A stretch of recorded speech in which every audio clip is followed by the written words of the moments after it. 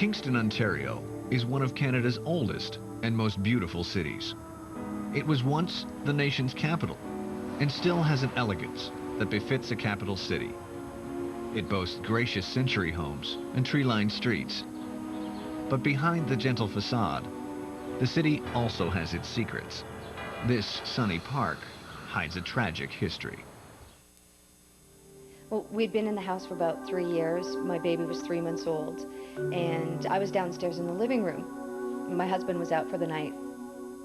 I decided I finally had a moment to sit back and relax, so I picked up a book and started to read, and then I heard the baby moving on the baby monitor. And then all of a sudden, I heard a voice. It was a woman's voice with a thick Irish accent. And I got alarmed. I was shocked. So I ran upstairs to the baby's room, but as I got to the door, it slammed in my face. So I grabbed the handle, and it opened a little bit, and I started pushing on it, but there was something pushing against it, and I couldn't get in. All of a sudden, the door just swung open. It finally let go, and I ran into the room to make sure that my daughter was okay, and I looked around and there was nobody in there. So I checked to make sure that my daughter was okay. She was sound asleep and peaceful. So I looked around the room a little bit, and then I noticed that the window was open. So I thought, well, maybe it was the wind from the window that had slammed the door shut. So I went over to close it, but I realized that it wasn't really a breezy night. So I shut the window, and as I'm standing up, I see this reflection in the mirror, and it's this woman.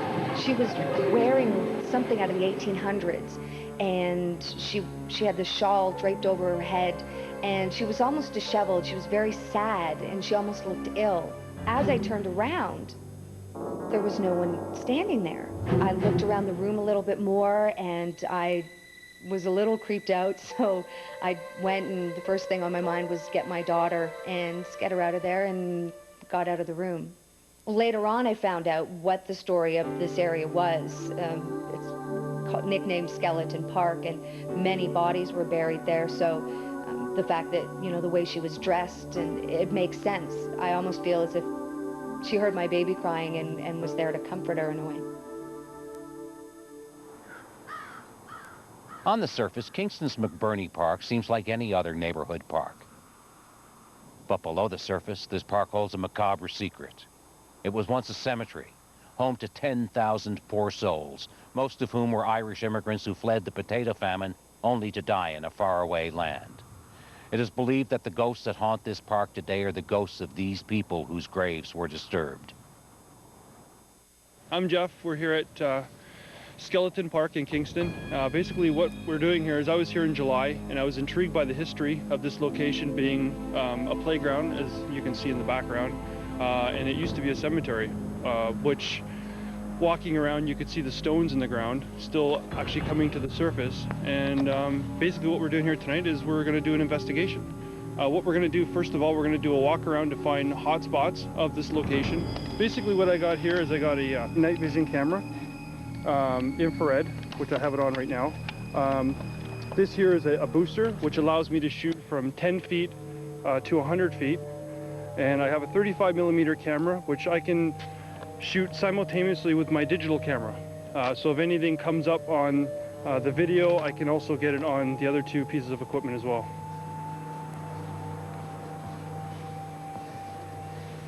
Elizabeth is waiting to talk to us. Okay. She found me way over there, called me over to there, and said that she would talk to us when we got to the bench.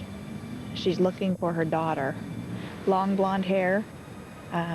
She's wearing a light bluish dress. She's obviously not got a lot of money. And her daughter would be about 4 years old. She passed and left her daughter behind.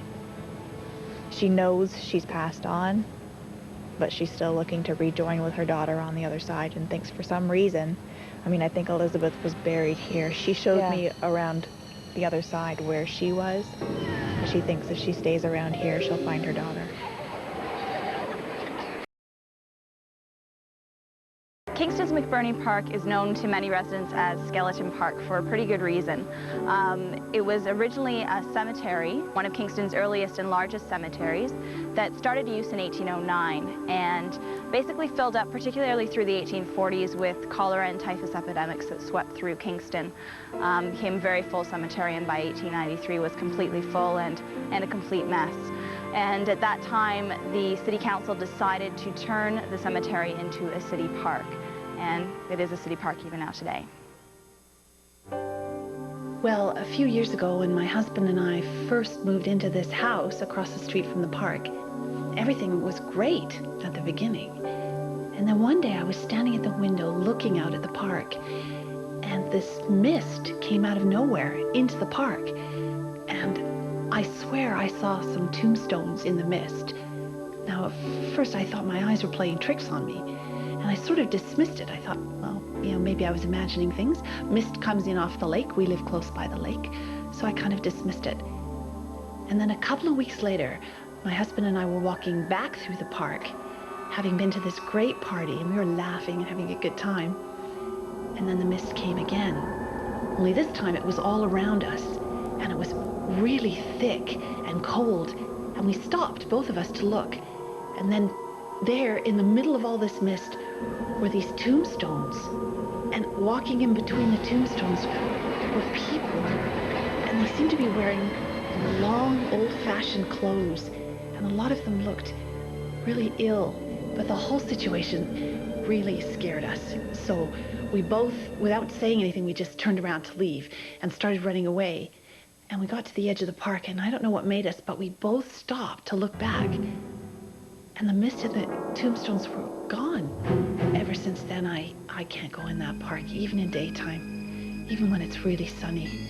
I get a very cold, clammy feeling when I'm in that park. Again, it's like that feeling like it's thick in the religion. Yeah, there was a pit here. They were just dumped in. Yeah. This is another spot. The sadness I feel, though, it's almost as if I don't believe that when some of them were buried, they weren't all dead. Yeah. Buried alive? I don't know. I'm not quite They sure. said they were dead enough. Dead enough. Okay. Because, yeah, that's all I heard was I'm kind of hearing like the crying out of the moans or something. Like they weren't dead when they went down there. Not all of them were, anyway.